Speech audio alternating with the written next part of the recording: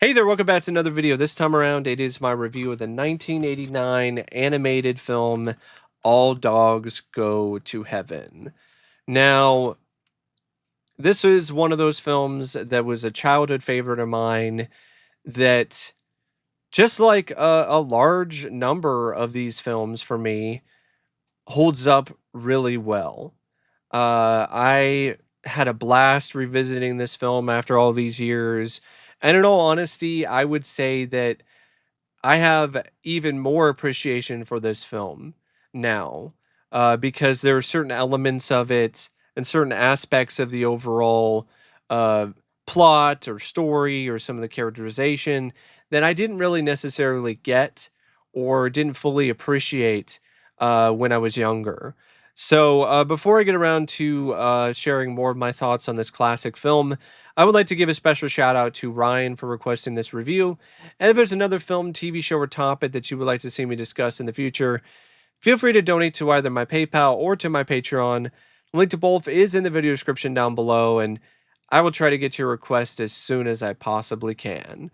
Now, this film is directed by Don Bluth, who, in my opinion, during his prime, he was every bit as good as the next great animation director. Like, I think he was one of the best animation directors in his prime, right up there with some of the best that Disney had to offer, or anyone else in that realm of entertainment. And this film is no exception. I think it still features some incredible work by Don in terms of the framing, the shot selection, the usage of camera techniques, and overall movement of the camera. The animation is very fluid, it's very lively, it's very well put together and utilized throughout the entirety of the film. The moments that need to be more stylish or more energetic and over the top in some ways are effectively that way, but the moments that need to be a little bit more subdued, a little subtle, are also equally as well done. And he's just a master when it comes to a lot of just elements of animation that just make this particular genre of film just so great, because he just has a way to just really wow you with his sense of visual style.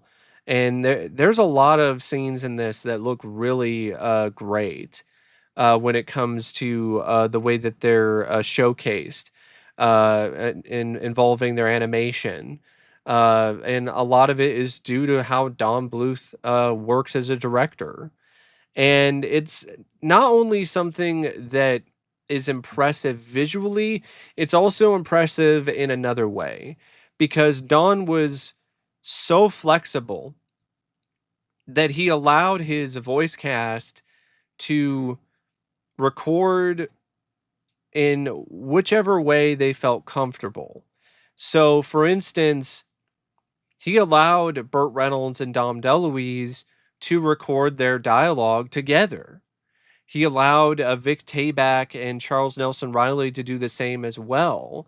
And so that flexibility just leads to this film having some really strong voiceover work by the entire cast, because he's not really trying to make them fit into a particular space or trying to shove them into a particular hole. Like, he was really flexible and just allowing them to just find what is the most comfortable, but also willing to step in at some points, because yes, he allowed Bert and Dom to be together and to improvise, and a lot of that is in the film. But he also put his foot down when it comes to Burt Reynolds' initial approach to Charlie. Like, Burt Reynolds' initial approach to the character was to have a very noticeable dog voice, and it was very uh, I don't know if ambitious is the right word, but it was definitely something that was distracting, to say the least. It was something that was really hurting the overall illusion of the movie and just wasn't really working. And so Dawn kept really trying to tell Burt that this doesn't work. I don't like it. But because Dawn is the kind of flexible filmmaker that he is, and he just allowed it to continue, but he kept pointing it out. And eventually once Dom chimed in, and Dom was like, "Hey, Bert, you're my friend. You're my pal, but this isn't working. And you just need to use a regular voice." Once Dom chimed in, and then of course, Dawn also reiterated what Dom said. Then Bert was finally got the idea, and even Bert admitted later to Dawn that he was right. Oh, and another way that Don Bluth showed his flexibility as a director was with the song that Anne Marie was supposed to sing in the film. Um Originally, Judith Barsi was supposed to sing that song, but she didn't feel comfortable singing it.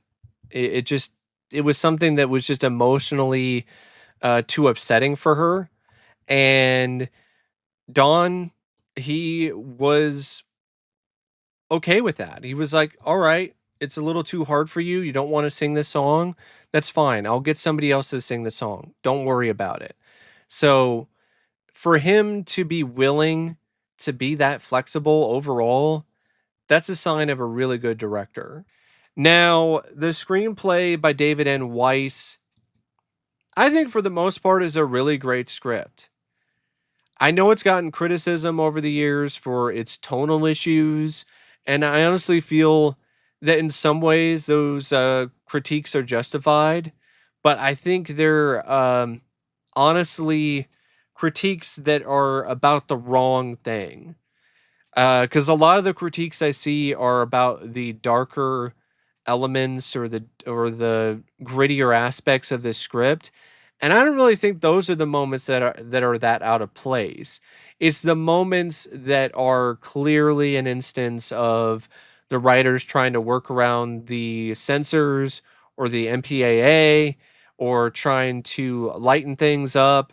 Those are the moments where the tone is more evident in terms of the contrast between the different sort of approaches tonally when it comes to the overall story.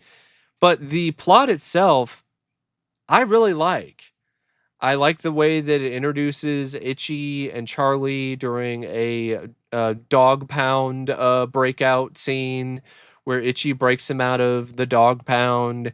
I like that it takes place in the 30s, and in a specifically stylized take on the 30s. It makes for a really interesting setting for the film and a really cool aesthetic for the film overall. I like that Carface is set up as a villain who set up Charlie and sent him to the dog pound. But you don't actually see that happen. It's just something that's mentioned, and there's no stopping the movie to try to show a flashback. I appreciate that quite a bit, actually. It helps the film's pacing and its overall flow. And I like the way that the musical numbers are integrated into the story. I don't think they're that out of place. Even the big lipped alligator moment version or moment, like even that, I don't really feel is that out of place, and I'll get to that later. Um, so I like the musical numbers and how they're incorporated into the overall plot. I like a lot of things involving the characters. Like, I really like the dynamic between Itchy and Charlie. You really buy that they're longtime friends. I like the fact that Carface is actually written as a legitimately fearsome and formidable foe, as well as the rest of his gang. I like this stuff with Anne Marie Squeaker. I like that she is not just useless throughout the movie. It's not just a something that's there for the cuteness or the cute factor or trying to get kids to go see the movie. Like, it's not really that kind of character. She seems to actually be important when it comes to the overall plot. And I like the stuff involving her talking to animals. and how that leads to her being used by either Carface or Charlie. Um, and I also like the dynamic between Charlie and the girl. I like that a lot as well. It's genuinely sweet, and it makes the moment at the end when Charlie has to say goodbye to her after he saved her life all the more tragic. Um, and I think, when it comes to certain scenes that are featuring some action, I think those are implemented and handled well enough.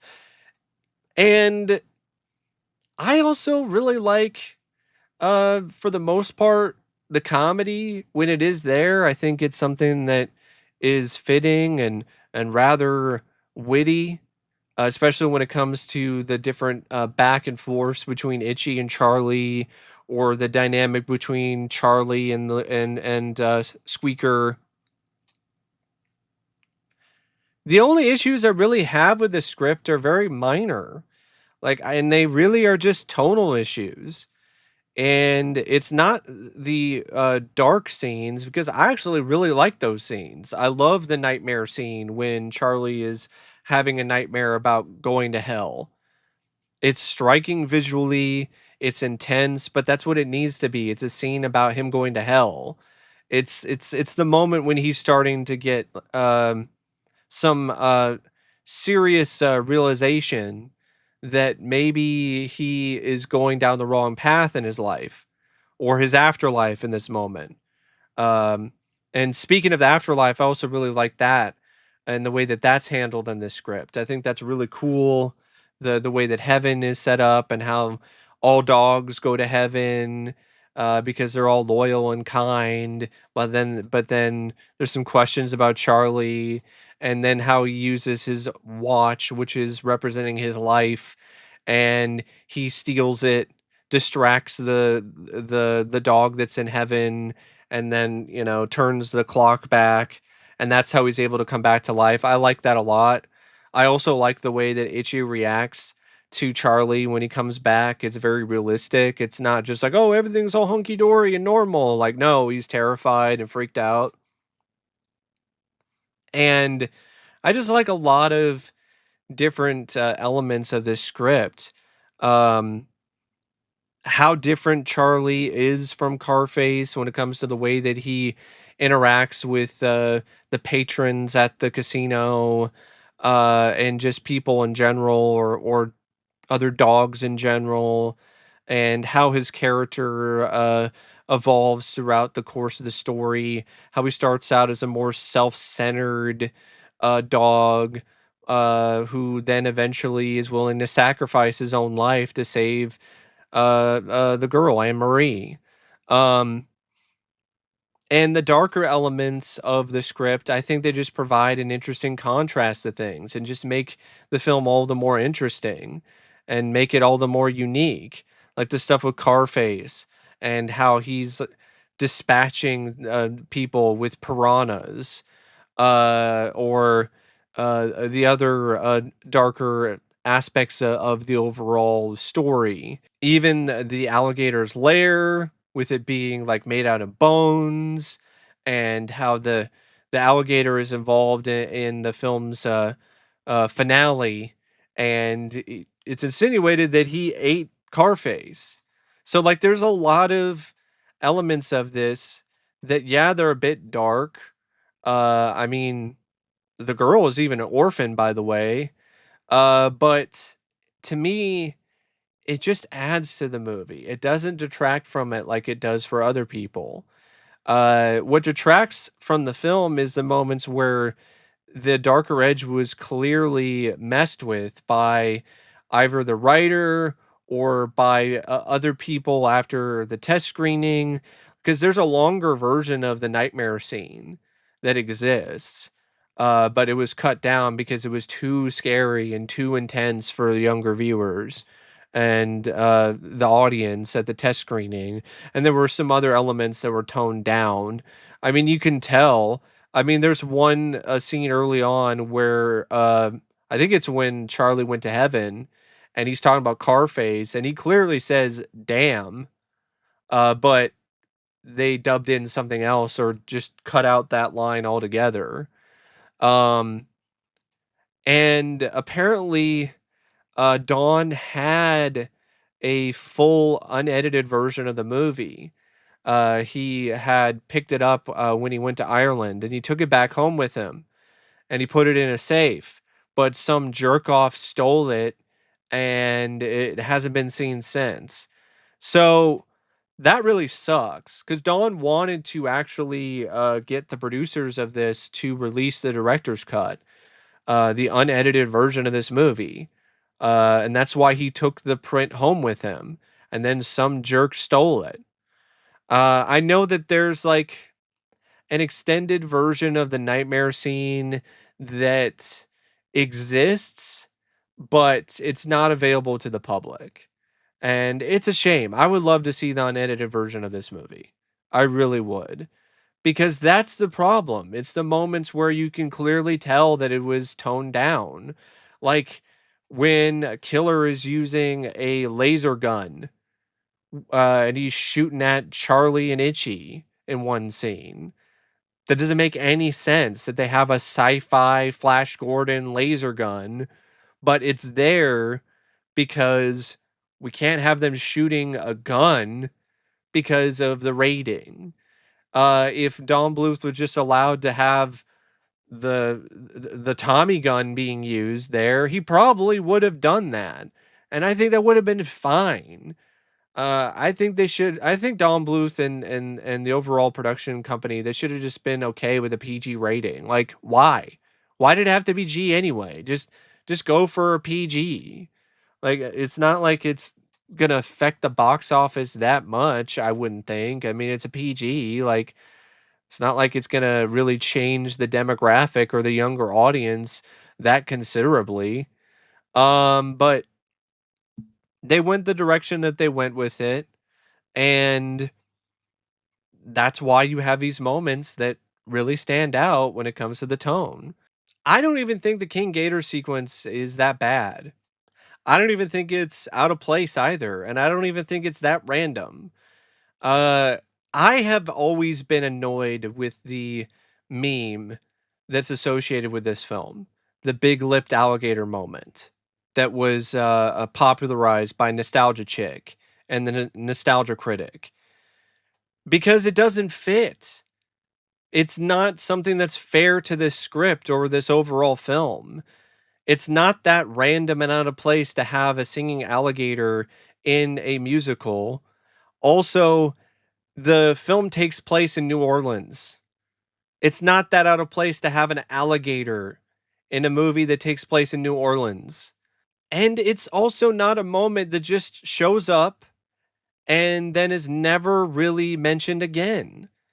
That's what the meme is centered around, is that it's something random that just happens in a movie and then it's never seen or heard from again and it has nothing to do with the rest of the plot. That's not what happens with King Gator. You have that sequence and there's that musical number, but there's a lot of elements of that scene that tie into the plot of the film. For one, Anne Marie falls in the water and she gets sick of pneumonia uh, because of the exposure to the water. So that's something that is already directly connected to the plot. And King Gator does show up again. He shows up at the end of the movie at Carface's hideout on this dry dock ship. And he's a big part of why Charlie is able to escape from the clutches of Carface and his gang. And he's also the one that ultimately eats Carface. So it's not like King Gator is a character that isn't utilized again. Yeah, it's something that definitely rolls off your tongue when it comes to the meme, but that doesn't mean that it's based in fact or based in on things that were actually there in the movie. If the alligator sequence happened and the alligator is actually never seen or heard from again and has no other connection to the rest of the plot, then I would get it. But that's not what actually happens in this script. So, yeah, big lipped alligator moment aside, some aspects of the tone that are a bit off. I really think this is a great script. Now, if you ask me, the realm of animation is a form of entertainment that really heavily relies upon the right voice cast because you need that in order to bring these animated characters to life. And All Dogs Go to Heaven has an amazing voice cast. You've got Burt Reynolds and Dom DeLuise as Charlie and Itchy, and those two are just as dynamic as ever when it comes to their contributions to this film. In my opinion, they are as dynamic of a comic duo as the best duos of their time. Uh, they're up there with uh, Richard Pryor and Gene Wilder and Walter Matthau and Jack Lemmon. Their chemistry is undeniable and it's unbelievable. And it's still very prevalent and very present here. They improvised a lot of dialogue, and they're responsible for some of the film's best lines, and they recorded their dialogue together in the same room, and it was just in a lot of ways, it was capturing lightning in a bottle all over again with those 2. So, I I definitely do not feel this film would be anywhere near as good as it is without those 2 in particular voicing these 2 characters. Burt Reynolds, I honestly didn't even know that he was somebody who could be this good when it comes to voiceover work, but he was just a natural. Once he decided to stop trying too hard, once he decided to just be himself and just play around with his own inherent personality, it turned into a voiceover performance that I feel is genuinely iconic. And honestly, some of his best work as an actor, especially the scene that took him like 70 takes to get done right, because he recorded it after the death of Judith Barsi. So Judith Barsi, who was murdered by her father, she passed away before the film was even completely finished and before it was even released. And Burt had recorded some dialogue for the scene when Charlie says goodbye to Anne Marie, but he he wanted to record it again as a tribute to Judith, and it took him like 70 takes, and even in the take that they used in the film, you can still hear him choking up because it's just such a difficult scene for him to do, because he had genuinely formed a bit of a bond with that little girl, and so it was very devastating when he found out about what had happened to her.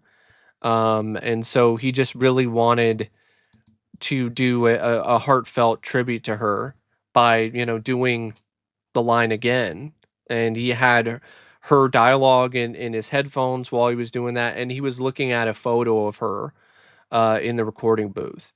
So that's just, I mean, just one of many examples of why Burt was just so great in this. And it's just his inherent personality is already very gruff, and it's just a perfect fit for the character of Charlie. And Dom DeLuise, he's paranoid and anxious, but he's loyal to his friend, and he's a good comic foil. And Dom, he had already worked with Don Bluth before, and this was just another great collaboration with Dom and Don. And the rest of the cast is equally as good. I mean, Judith Barsi, I honestly think this was a really a special and genuinely spectacular performance for a young actress. She was 7, at the time, and she did a really good job when it comes to bringing out all the different nuances of that character with just her voiceover work. And just hearing her when it comes to her, voiceover work in this, it makes her death all the more tragic because you genuinely feel like you lost somebody who was genuinely talented. Like, it wasn't one of those things where, oh, she just coasted on her cuteness type thing. And they even designed her character, Anne Marie, based upon her. So this was very much intended by the time that they finished everything when it comes to the overall production to be a tribute to her. And it's a very fitting tribute to Judith Barsi. Uh, the rest of the cast, I can definitely say were equally as good. I mean, Vic Tayback in his final film role before his own death was really great as Carface. I never thought that he would be able to voice such a despicable bad guy, but he did a great job. It really showed an extra layer and just an extra a bit of flexibility that you didn't necessarily think that he had. And Charles Nelson Reilly, just really good casting as the fidgety, neurotic, comic relief sidekick to Vic Tayback. He just had some really good chemistry with Vic. And yeah, you have Lonnie Anderson who plays Flo and pretty much kind of honestly a very thankless role. Melba Moore as the Whippet Angel. I really liked her voiceover work in this. I like Ken Page as King Gator. You know, Ken Page, you might know that name. He voiced Oogie Boogie in The Nightmare Before Christmas. So it's cool to hear him voice the Gator. And you have some other, voice actors and actresses, but that's the main cast, and it's a great cast. And I feel other elements of the film also are definitely worth noting, like the editing by John K. Carr, uh, the music by Ralph Burns, and I really like a lot of the songs. There's some songs that I don't like as much, but for the most part, most of the songs I really liked. Even though Burt Reynolds and Dom DeLuise, maybe they are not the best singers, they just were able to work with their personality, work with their charisma, and it still turned into something that worked because the composition of the songs was strong enough that even though you don't have the strongest vocals, like something like you can't keep a good that's something like you can't keep a good dog down is still really catchy and really memorable. And I also want to give credit to um the singer Lana Beeson, who sang "Soon You'll Come Home," because she's the one that did the singing for Anne Marie when it comes to her song, and she did an incredible job with the vocals. And I think it's paced really well. I think it's a pretty fast-paced film. There really isn't much of a dull moment. It's like 84 minutes, and that's with the end credits. You take out the end credits, it's only like an hour and 17 something minutes. So it's not like it's a film that really drags that much or deserves to be put in the doghouse, so to speak, for being a little bit too lengthy. This is a great movie. This is a film, in my opinion, that still stands the test of time. And if anything, it's kind of aged like a fine wine over the years. So, uh, I would highly recommend it, honestly. But anyway, thanks for watching my review of All Dogs Go to Heaven, and until next time, I'll see you later. See ya.